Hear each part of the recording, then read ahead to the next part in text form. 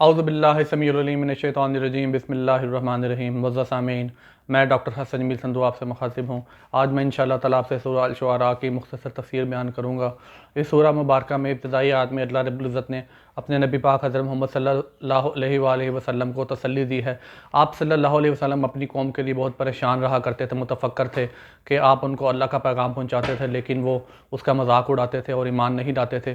تو اللہ نے آپ کو فرمایا ہے کہ یہ قرآن واضح ہدایت ہے اور آپ ان کے لیے غمگین مت ہوں، آپ کا کام بس پہنچا دینا ہے اور ہدایت بے شک اللہ ہی کے ذمہ ہے۔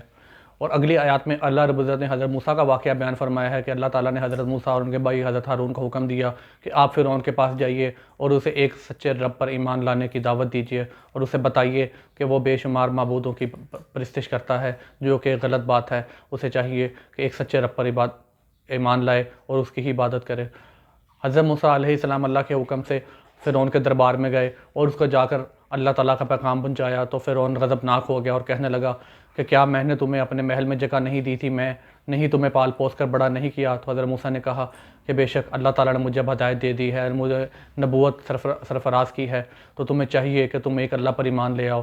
تو تب فرعون نے کہا کہ تمہارے پاس کیا ثبوت ہے کہ تم کیا کہتے ہو کہ ہم اپنے آباء و اجداد کو چھوڑ کر ایک اللہ پر ایمان لے آئیں؟ ایسا کیسے ممکن ہے کہ ایک اللہ موجود ہے؟ تو اللہ نے ان کو دو معجزے عطا فرمائے حضرت موسیٰ کو۔ ان میں سے ایک معجزہ یہ تھا کہ ان کا عصا جو تھا، جو لاٹھی تھی، اس کو انہوں نے اللہ کے حکم سے زمین پر ڈالا تو وہ اژدہا بن گیا۔ اور دوسرا معجزہ جو تھا وہ یہ تھا کہ انہوں نے اللہ کے حکم سے اپنا ہاتھ بغل میں رکھ کر باہر نکالا تو سفید روشن ہو گیا اور چمکنے لگا۔ وہ پھر بھی ایمان نہیں لایا اور اس نے جادوگروں کو اکٹھا کیا اور کہا کہ موسیٰ ایک جادوگر ہے، اس کے مقابلے میں تم لوگ آ جاؤ۔ تب سب جادوگروں نے اپنی لاٹھیاں اور رسیاں زمین پر ڈال دیں جو سانپ بن کر حضرت موسیٰ کی طرف بڑھیں۔ تو حضرت موسیٰ نے اپنا عصا اللہ تعالیٰ کے حکم سے ڈالا، وہ ایک بڑا اژدہا بن کر ان کو نکل گیا۔ تب وہ لوگ جان گئے کہ یہ جادو نہیں ہے، یہ کوئی اللہ تعالیٰ کا خاص انعام ہے، یہ کوئی معجزہ ہے، اور وہ لوگ اللہ سچے پر ایمان لے آئے۔ تب فرعون زیادہ غضبناک ہوا اور اس نے کہا کہ بے شک تم لوگ بھٹک گئے ہو، تم لوگ اس کے جادو میں آ گئے ہو، اور میں تمہیں اتنی سخت سزا دوں گا کہ ایک سائڈ سے ہاتھ اور ایک سائڈ سے بازو کاٹ کر اور ٹانگ کاٹ کر تمہیں الٹا لٹکا دوں گا۔ لیکن ان کا انتقام متزلزل نہیں ہوا اور وہ لوگ ایک سچے اللہ پر ایمان لے آئے۔ اگلی آیات میں اللہ رب العزت نے فرعون کا قصہ بیان فرمایا ہے کہ وہ پھر بھی سرکشی سے باز نہ آیا اور حضرت موسیٰ کو حکم ہوا کہ وہ وہاں سے چلے جائیں۔ حضرت موسیٰ نے دریا پر اپنا عصا مارا، وہ پھٹ گیا اور اس میں حضرت موسیٰ کی قوم ان کی سربراہی میں گزر گئی، لیکن فرعون غرق کر دیا گیا اور یوں اپنے انجام کو پہنچا اور قیامت تک کے لیے باعث عبرت بنا دیا گیا۔ اگلی آیات میں اللہ رب العزت نے حضرت ابراہیم کا واقعہ بیان فرمایا ہے۔ حضرت ابراہیم اللہ کے مقرب ترین نبیوں میں سے ایک تھے اور خلیل اللہ ان کا لقب تھا، یعنی کہ اللہ کا دوست۔ حضرت ابراہیم کا واقعہ یہ ہے کہ ان کے دور میں بتوں کی بہت زیادہ پوجا کی جاتی تھی، تو آپ نے اپنی قوم کو اور اپنے والد کو خاص طور پر کہا کہ تم ان کو کیوں پوچھتے ہو کہ جو نہ اپنے نفع نقصان کا اختیار رکھتے ہیں، جو اپنے اوپر بیٹھی ہوئی مکھی بھی نہیں اڑا سکتے، اپنا خیال خود نہیں رکھ سکتے۔ تم لوگ کو چاہیے کہ ایک سچے رب کی پر ایمان لے آؤ کہ جو دن کو پیدا کرتا ہے اور پھر رات کو پیدا کرتا ہے اور پھر رات کو دن میں داخل کرتا ہے، جس نے سورج چاند ستارے بنائے اور جو تمام کائنات کو خالق و مالک ہے۔ لیکن اس لوگوں نے آپ کی ہدایت پر عمل نہیں کیا۔ تب حضرت ابراہیم ان لوگوں کو چھوڑ کر چلے گئے اور جا کر مکہ میں خانہ کعبہ کی تعمیر کر وہاں پر اپنی آبادی بسائی۔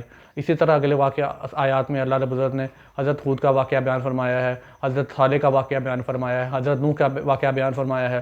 اللہ تعالیٰ فرماتے ہیں کہ میرے انبیاء تھے جن کو میں نے مختلف اوقات میں مختلف قوموں پر نازل کیا، اور یہ لوگ میرا پیغام ان لوگوں تک پہنچاتے تھے اور ان کو بتاتے تھے کہ ہم اللہ کی طرف سے تم لوگوں کی طرف بھیجے گئے ہیں، ہم پر اللہ تعالیٰ کے احکامات نازل ہوتے ہیں، ہم پر اللہ تعالیٰ کی کتاب ہے نازل ہوئی ہے، بس تم لوگوں کو چاہیے کہ تم ایک اللہ کی عبادت کرو اور ان جھوٹے معبودوں کو چھوڑ دو۔ لیکن وہ لوگ ان کا مذاق اڑاتے تھے اور کہتے تھے کہ تم کس کے لیے کام کرتے ہو؟ وہ کہتے ہیں ہم اللہ تعالیٰ کے لیے کام کرتے ہیں اور اس کی اجرت اللہ تعالیٰ کے ذمہ ہی ہے جو کہ ہمیں بروز قیامت ملے گی، اور ہمیں تم لوگوں سے کسی قسم کی کوئی اجرت نہیں چاہیے مگر صرف یہ کہ تم ایک سچے اللہ پر ایمان لے آؤ۔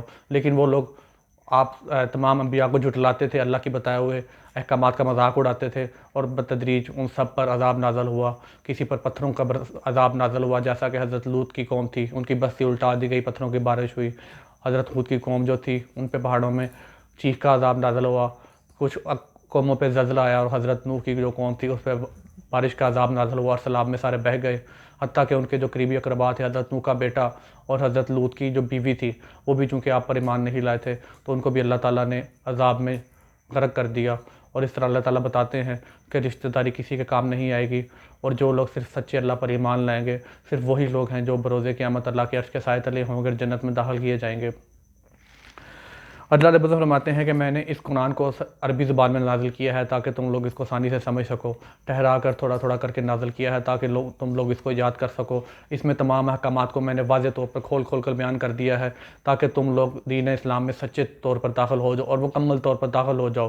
بس جو لوگ نماز قائم کریں گے، زکوٰۃ دیں گے اور اللہ کے خوف سے ڈر جائیں گے، اللہ کی حضور سجدے کریں گے، دن اور رات صبح و شام اللہ کی تسبیح بیان کریں گے اور اللہ تعالیٰ کی راہ میں مال کو میانہ روی سے خرچ کریں گے، بس یہی وہ لوگ ہیں کہ جن پر اللہ تعالیٰ کی رحمت نازل ہوگی، وہ ہمیشہ ہمیشہ کے لیے جنت میں داخل کر دیے جائیں گے، جہاں پر باغات ہیں، دودھ کی نہریں ہیں اور ان کے لیے تخت ہوں گے۔ اور جو شیطان کی پیروی کرے گا اور جو اللہ کے احکامات کا منکر ہوگا اور جو اللہ تعالیٰ کے ساتھ شریک کرے گا، بس اس کے لیے دردناک عذاب ہے۔ اور اللہ تعالیٰ فرماتے ہیں کہ بس آپ کو چاہیے کہ میرے ساتھ کسی کو شریک مت کیجیے، مجھ پر ہی ایمان لائیے، اور میں ہی ہوں کہ جو روز قیامت کا مالک ہے، اور میں ہی ہوں جو ذو سزا و سزا کا مالک ہے۔ اللہ تعالیٰ سے دعا ہے کہ اللہ رب العزت ہمیں ایک پکا سچا مسلمان بننے کی توفیق عطا فرمائے، اپنے قرآن میں بتائے ہوئے احکامات پر عمل کرنے کی توفیق دے، اور ہمیں رمضان کی برکات سے محفوظ ہونے کی توفیق دے۔ آمین یا رب العالمین۔ السلام علیکم ورحمۃ اللہ وبرکاتہ۔